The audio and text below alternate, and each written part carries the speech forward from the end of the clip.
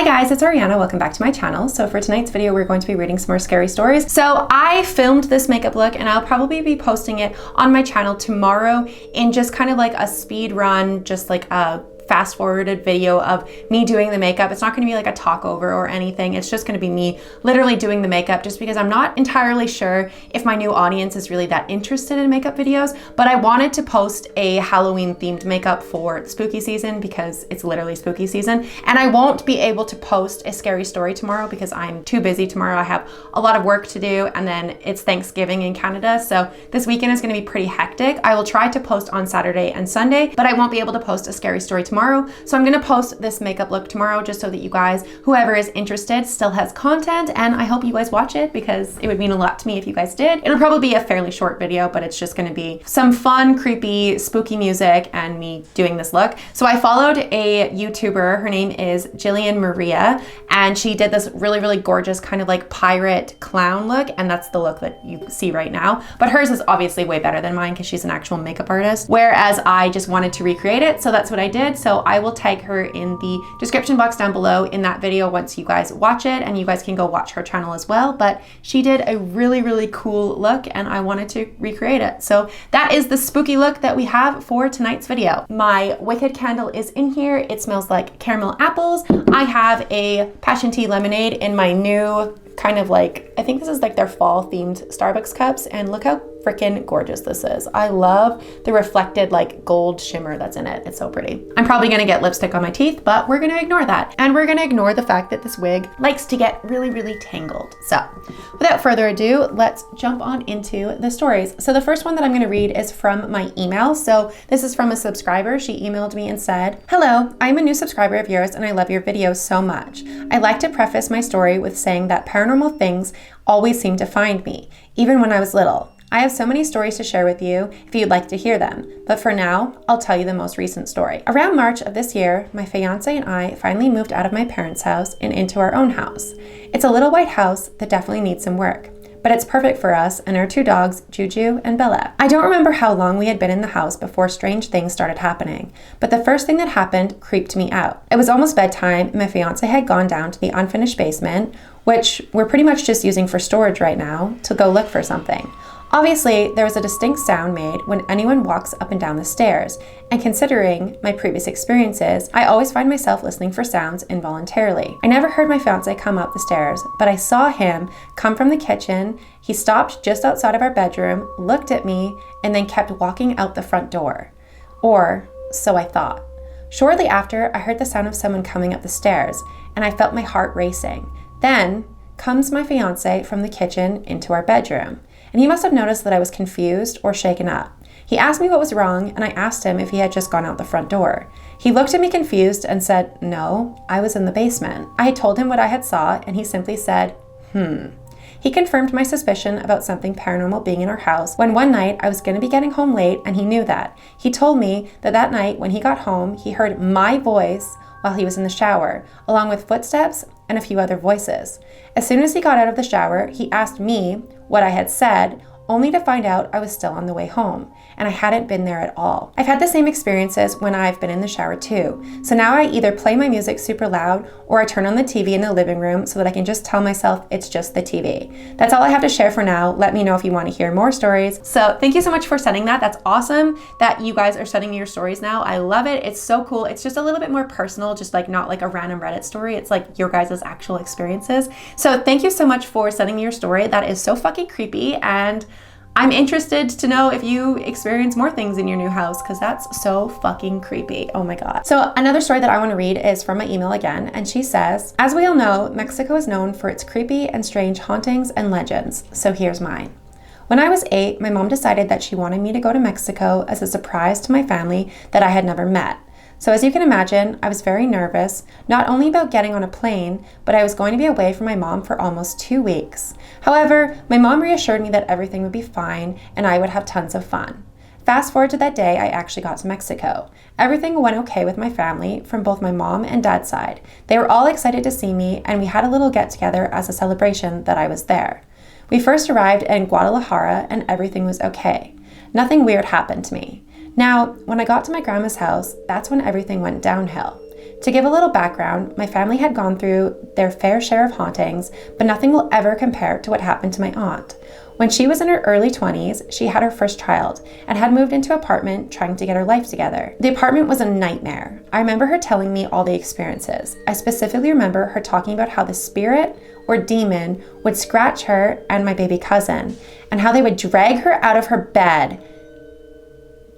Oh my God, that's some paranormal activity shit right there. Fuck that. Oh my God.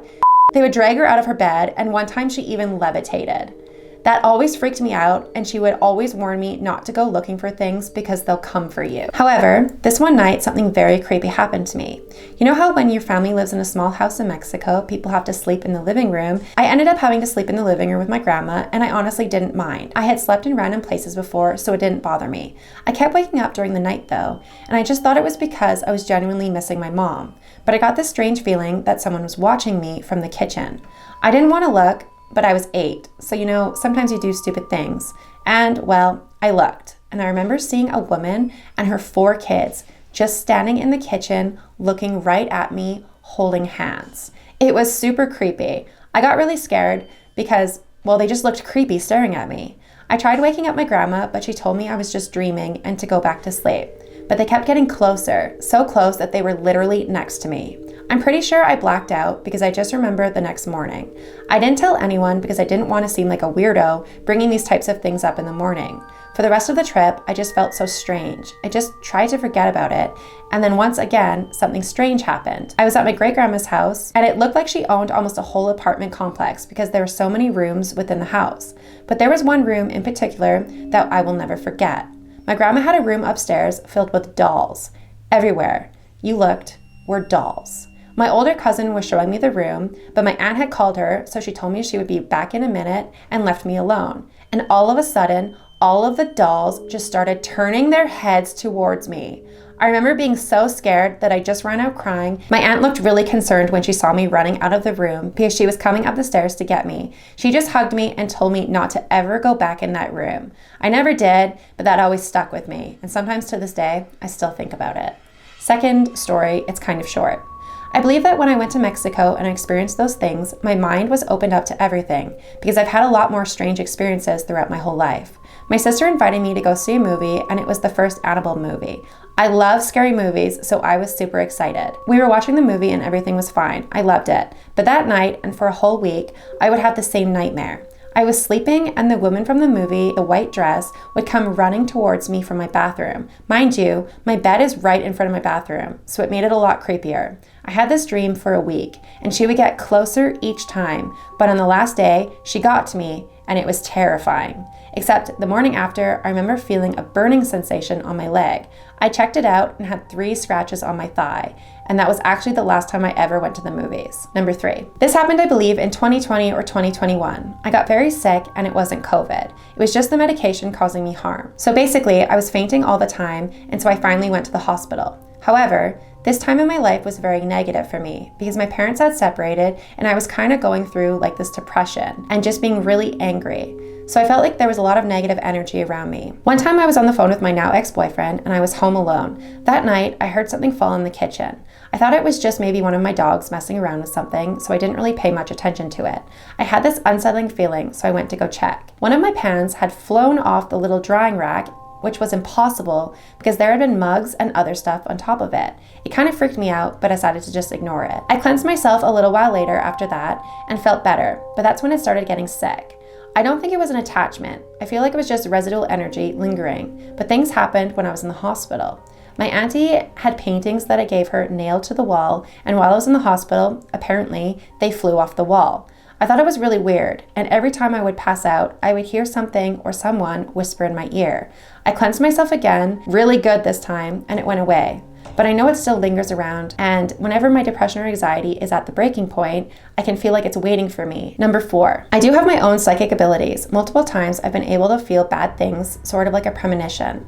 I felt when certain things happened to my family members, like twice, my cousin got into a car accident, and days before, I had this weird gut feeling about them. Another time, I felt off for an entire week, and on the last day, I witnessed someone get shot.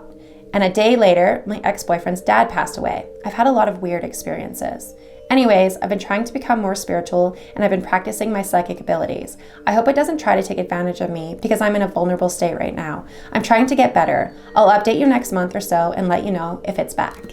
And that's how they ended the story. So thank you so much for sharing your stories with me. That is so fucking creepy. The Mexico one is so strange. Like, the dolls freaked me out. I'm absolutely terrified of dolls. I fucking hate them so much. So that would terrify me. If I saw an entire room full of dolls, I wouldn't fucking go in there. No fucking way. That is fucking terrifying. I also had somebody comment on my last video saying, holy, enough F-bombs, leave some for more other people. Fuck no. I swear all of the time. I don't know if it's a Canadian thing. I don't know if it's just a me thing, but everybody I know swears. If you don't like swear words, you're probably not gonna like my videos. So that's just how it is.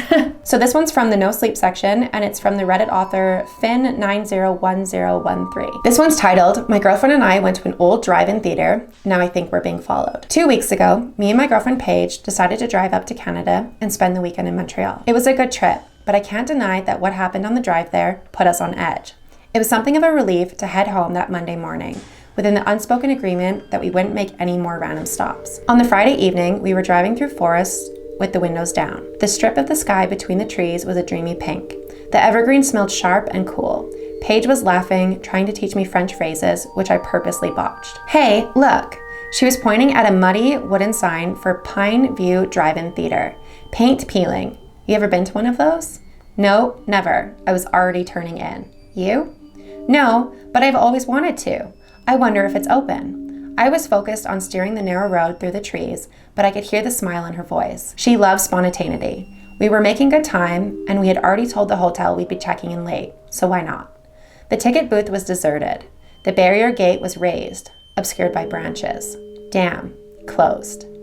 But it was a one-way road, so I drove on. The road opened onto the theater, a large clearing walled in by pines, their pointed heads swaying in the breeze. We were surprised to find the place packed with cars. The audience must have gathered from all the tiny one-way roads in the 20-mile radius.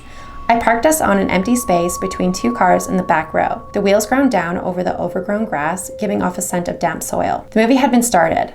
There had been no indication on the way in, but it was Disney's Fantasia. I thought these theaters were for porn, Paige joked. What's with the family-friendly shit? Having noticed it was a family in the car beside us, I pleaded for her to keep her voice down. This place is packed, she said. I guess when you live in the middle of nowhere, you turn up on a Friday night at the old drive-in. Right, what the hell else are you gonna do? Maybe this one never even closed. It would be from the 40s. The field sloped down towards the screen. I noted the disorganization that screamed of small town stubborn independence.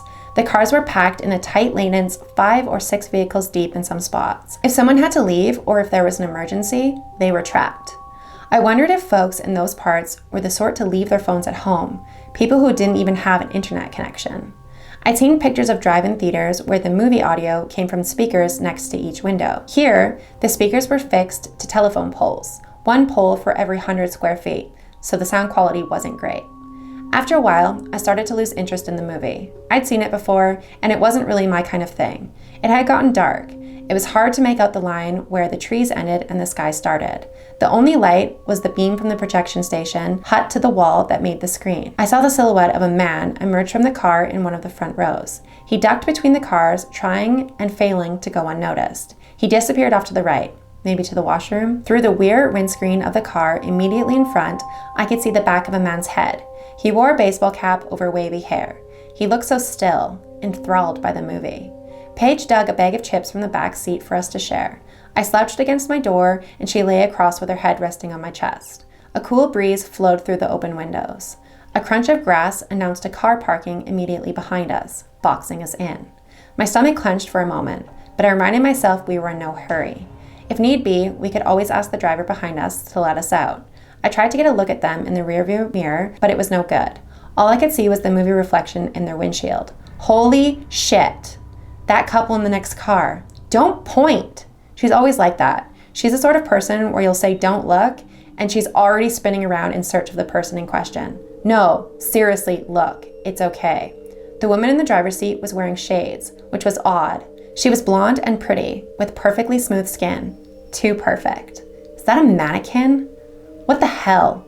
She was laughing, as she does when she's confused. I assumed the mannequin would be sat next to a real person, a lonely fetish, but instead, it was another doll. I don't know what to think of that. I turned to see if the family in the next car had noticed this practical joke. The mom was in the passenger seat watching the screen intently. Thick waves of red hair concealed her face, so I couldn't catch her eye. The kids in the back, I flinched. More plastic dolls. Believable at a glance. Obviously inanimate now, and I was rudely staring into the car. Paige was leaned far forward, almost touching the windshield. She met my eyes and shook her head.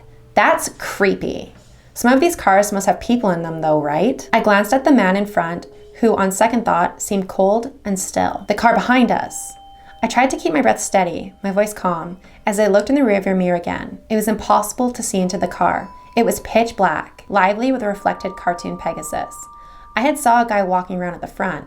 I'm gonna go investigate. Her hand was on the door handle when the screen went black, plunging us into darkness. Moments later, it flickered back to life. The colorful animation was gone. We were watching live action in black and white. No, the moonlight scenes were just naturally monochrome. At first, I thought this new film was silent. It took a few moments for my ears to register the deep drone rattling, my chest and the walls of the car. I was surprised those tiny little speakers could handle it.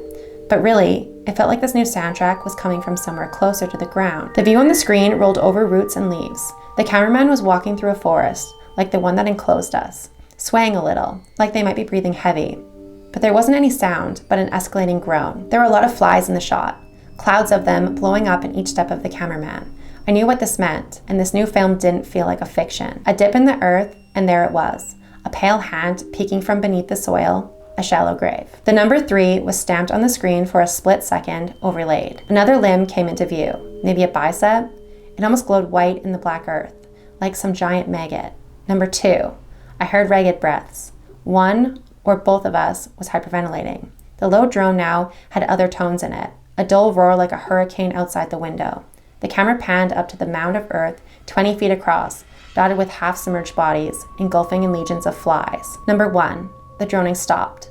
There was silence for a split second before the back window exploded. I turned to see a glinting axe being dislodged from a deep incision between the back seat and the trunk. The wielder was just a dark figure, screaming for blood. We were screaming too. The figure stalked around Paige's side of the car. I smashed my door open with strength I didn't even know I had. I was grabbing Paige around the waist in one arm and dragging her away from the door. We were on our feet, scrambling away as the man dashed around the hood and lunged at us. I could tell it was a man by his stature. He was easily over 6 foot, but his face was hidden behind a false female one. The freak had tied a hacked-off mannequin face over his own. He seemed to let us get a head start, like it was a bit of fun. I couldn't find Paige. She dashed off. I had to escape, but I had to find her.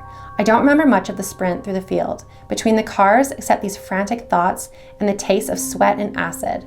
The man screamed and screamed the whole time, barely pausing for breath. It was the only time in my life I heard a human being make a noise like that. The sound gave me some idea of the distance between us. The worst part was the fear I'd hear him find Paige.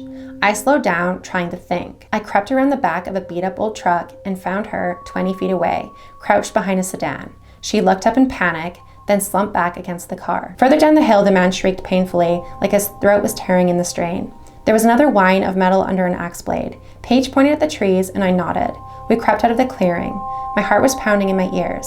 I was sure the man would hear it and follow us. I was convinced he could smell the roiling blood in my veins. We crept blindly through the forest, holding hands. I can't even guess how long we were out there. We kept having to circle around thick copses and choking undergrowth. There could have been bears out there. We could have easily fallen into a hidden ravine. I didn't think about any of that, only escaping the wailing man and his axe. Eventually, soaked in mud, sap, and blood from hundreds of scrapes and cuts, we came out on the road. The gap in the forest let in moonlight so we could see a little bit better. Scared our pursuer would hunt us down in his car, we retreated to the trees to follow the road under cover. We walked several miles to the nearest town and found a police station. Thankfully, the 2 officers on duty were helpful and took our story seriously. The state we were in lent weight to it, I suppose. Paige couldn't stop shaking. Someone gave us mugs of coffee. They knew the drive-in and claimed the strange arrangement was a bit of fun, a weird local tradition. The theater closed in the 70s. People started abandoning cars there in the 80s. No one remembered when the mannequins started showing up though, but the whole messed up site had become every day for residents. New dolls were added to the theater population every year. They were surprised to hear of the welcome sign that had lured us in. and raised eyebrows at mention of the movie. There hasn't been any projection equipment up there in decades. A few officers drove off to investigate the scene. We were showed to a waiting room where, exhausted, we fell asleep on the couch. We were woken by a grim-faced police chief who wanted to ask us more questions. He confirmed that after finding my car and the axe wounds in it, that we needed to file a report. They were searching for the attacker. We checked every car up there. Nothing. No clue as to which way he went. But something will turn up. We'll get the word out. He'll have the whole town on the lookout if anything suspicious. Was there projection equipment in the hut at the back? Paige asked. We didn't dream that there was a movie playing, right? Yeah, you sure as hell didn't dream it. He studied her for a minute, then shrugged and shared what he knew he shouldn't. It was full of equipment and spare mannequins, all different shapes and sizes, all dressed up and ready to go. It was like something from a horror movie. We've been treating the old theater like an ongoing art project, like it was a harmless prank. Now I'm wondering if something stranger's been going on right under our noses. I meant to ask him what he had meant, but I was interrupted by the screech of the chair's legs on the hardwood floor as he stood. I'd like to take you back out to the theater. We need you to show us exactly where you ran, where you saw him at the front. You can take your car if it'll still run. We can get some plastic over the rear windshield until you can get it to an auto repair. I felt sick to my stomach at the thought of going back, but we had no choice. We were stranded. The sun was still behind the trees, but the morning sky was bright white. As the chief cop pulled in behind the rows of cars, I leaned over to see my miserable, beat-up car, thinking how much it cost me to get it repaired. Were those there when you guys investigated? No. He made a call. The psycho was still nearby. We got out and I studied the mannequins in the driver's seat. It's a generic, angular face, but the skin was exactly the right shade of brown. The dark curls on its head had been cut in a precise length. It was supposed to be me. The female figure in the passenger seat had Paige's thick blonde hair and wore the exact shade of lipstick. Her voice sounded thick and muffled. How did they do this so quickly? How did they find these clothes? It's impossible. They weren't just similar styles and colors. They were the exact same fucking clothes. Shirt, pants, even the boots were exactly the ones I had on. It had been a single night. The stores were closed. How would they even know where we bought them? We showed the chief where the attacker had come from and the direction we'd ran. We went over the horror scene in detail several times and he made notes. More cops showed up to scour the area once more. One guy helped us brush the broken glass off the back seat and fix a sheet of plastic over the gaping window. Honestly, we were weirded out by how helpful they were. They're not like that in our area. I could only breathe again when we were back on the road. I wasn't interested in whether or not they were going to find the guy. I just wanted to run. On the drive, we tried to joke about what had happened, but nothing broke the tense atmosphere. As I said, the whole trip was tough after that. We couldn't just forget ourselves and relax. At least it was behind us, or that's what we thought. Yesterday, I was doing the dishes and Paige was out front vacuuming the front car. We were finally taking it to the auto repair and I was drying my hands when Paige came in, slapped a scuffed notebook down on the counter beside me, then beelined for the bathroom where I heard her wrenching. Immediately, I knew where she'd found the book and who'd left it there. I opened it up before I could chicken out. On the first page was a diagram of the drive-in theater. Neat, rectangular outlines depicted rows of cars, each with a date inside. The date on the cars nearest the screen were from the early 80s, and as the rows went back, they crawled upwards to the present day. I spotted a car right around where we had parked marked 2022-09-16. It was one of the cars on the map circled in red pen, the other two being dated 1998 and 2009. Both had since been crossed out in red. My head started to spin. There were more cars mapped out behind ours, with dates proceeding all the way to April 2034. I want someone to tell me this is an elaborate prank. Paige appeared and quietly pulled up a chair up to the counter. The following pages were a series of dates and headers, followed by bullet point lists, detailing car models and license plates, descriptions and sketches of people, sizes and brands of clothes and where they could be purchased. The details were written in different kinds of pen, clearly amended and updated at different points in time. I flipped through to find our date and our car description. My skin on my arms and necks prickled as I saw the description for a female 29 and male 28, and the car license plate, a note about the mole on the female 29's page left temple. The most chilling line was the freshly scribbled, incomplete, escaped, somewhere in New York. My tongue felt swollen. New York State doesn't narrow it down much. There's no way he can find us. He's got nothing. She shook her head and spoke gently, but it couldn't take the edge off the truth. He knew what we would be driving, what we looked like. I don't see what's to stop him finding us here. The film on the projector before he attacked, he was showing us where we were headed. And that's how they ended the story. That was really well written. That was a really long story. Oh my God, I got tongue-tied so many times trying to read that, but that was so fucking creepy. I don't know if that's a true story or not because that's in the no sleep section. And if it's a true story, how the fuck did you guys get away? I would have died for sure. Like that's a classic horror film right there. I would have died. That is absolutely terrifying. Thank you so much for allowing me to read your story. That was so good and so well written and so fucking creepy. And I hope he never finds you if it is a true story because that's terrifying. Oh my God. So that one wasn't really a paranormal story, but it was just really creepy. This is where I'm gonna end the video because my house is fairly loud right now. So I hope you guys enjoyed this video. If you guys want to send me more of your paranormal stories or creepy stories or let's not meet stories, my socials will be listed down below. I'll put a comment down below and it'll also be listed in my description box. You guys can either message me on Instagram or you guys can email me, whatever you guys prefer. But thank you so much for watching this video. If you guys did enjoy this video, please make sure to give it a big thumbs up. Don't forget to hit the subscribe button down below for more content like this, and I will see you guys at the next video. Bye.